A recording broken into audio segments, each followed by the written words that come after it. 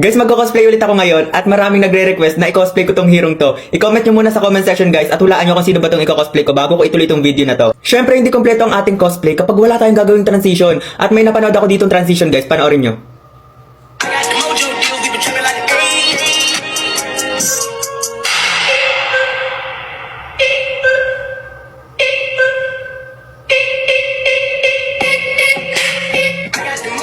Sobrang ganda, di ba? Gagawin ko 'yon. Ano, tara, gawin na natin. Dito muna kayo guys ha, pa-practicing ko lang yung transition.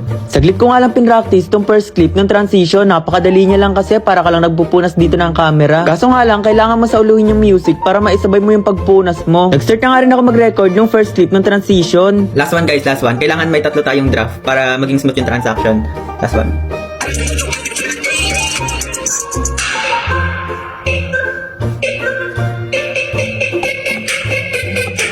Okay na. Bago ako mag-start, mag-aahit lang ako. Saan ka nakakita ng babaeng hero na may bigote? Bago nga ako mag-start mag-makeup ay naglagay muna ako dito ng hairnet para hindi naman sagabal yung buhok ko habang nagbe-makeup ako. Nag-search nga din muna ako bago ako maglagay ng contact lens kung ano nga ba talagang kulay ng mata ni Guinevere. Akala ko nga nung una kulay purple, yun pala kulay green. Gamit na gamit ko nga tong contact lens na to sa mga cosplay ko. Marami kasing hero sa ML ang kulay green ng mata. Bago nga ako maglagay ng makeup ay nag-spray muna ako nito sa mukha ko para naman maganda yung pagkakalapat ng makeup. Nung natuyo na nga in-spray ko ay naglagay na ako nitong color corrector. Ano to? Aswang? Tapos na nga ako sa paglalagay ng color corrector, kaya naman itong foundation naman yung isinunod ko. At ito na nga yung itsura matapos ko malagyan ng foundation yung buong mukha ko. Para nga dito sa makeup ni Guinevere napagdesisyonan ko na manood na lang ng tutorial. So guys, manonood tayo ng tutorial. Kailangan natin ng kulay pink. Sabi nga doon sa pinapanood kong tutorial ay kailangan daw kulayan ng gantong kulay yung paligid ng buong mata. Okay, tapos anong gagawin na pagkatapos na ito? Anong gagawin? Eyeliner daw guys. Hindi ako marunong mag-eyeliner. Bahala na. Ano ba na to? Okay na to guys. Hindi ako marunong eh.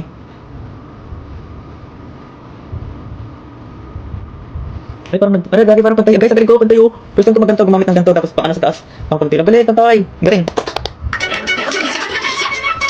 Ay, pati din daw dito guys. Kailangan din natin titirahan.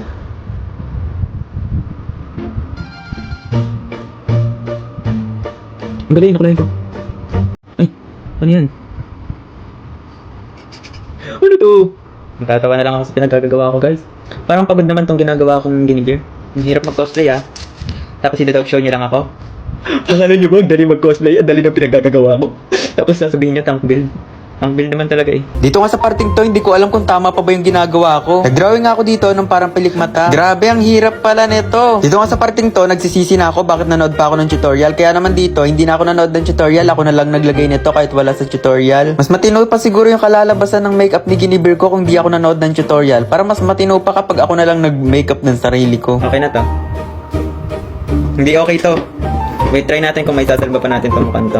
Wait, hindi siya kamukha ni Guinevere. Ayoko na to. Ninipisan ko nga tong kilay ko dito gamit tong pangkulay ng kilay. Kahit hindi nga maganda yung pagkakagawa ko dito sa eye makeup, tinuloy ko pa rin. Sayang din kasi yung oras na nilaan ko. Halos 1 oras din ako dito. Naglagay nga din ako ng freckles dito kasi feeling ko may freckles si Guinevere sa totoong buhay. No choice na nga at ito na yung kanalabasan ng makeup ko para kay Guinevere. Dahil tapos na nga ako sa makeup, sinimulan ko na yung pagsusuot nitong damit ni Guinevere. Inabot nga ako ng mahigit kalahating oras sa pagsusuot nito. Paano ba naman na-stuck yung katawan ko? Mali pala yung pagsusuot ko. Dapat pala niluwagan ko muna yung likod ng corset niya. After ko nga mailagay yung damit, nilagay ko na yung wig niya. Inilagay ko na nga rin itong mga sleeve ni Guinevere para naman mabawasan yung pagka-tank build ng Guinevere ko. Sobrang luwag nga nitong palda ni Guinevere para sa akin. Kaya naman ayan, nalalaglag siya ng nalalaglag. Guys, okay na to guys. Okay na ba yan? Okay na yan. Okay na to guys. Kukontinue ko na lang yung part 2 ng transition. Ayusin ko muna yung ilaw natin. Ano tara? Matapos ko may setup yung ilaw, tinuloy ko lang dito yung second clip ng transition. Guys, okay na guys. Na-edit ko na yung transition. Ipapost ko to after ko post tong video na to. Okay na guys. Huwag nyo kalimutan mag-follow ah.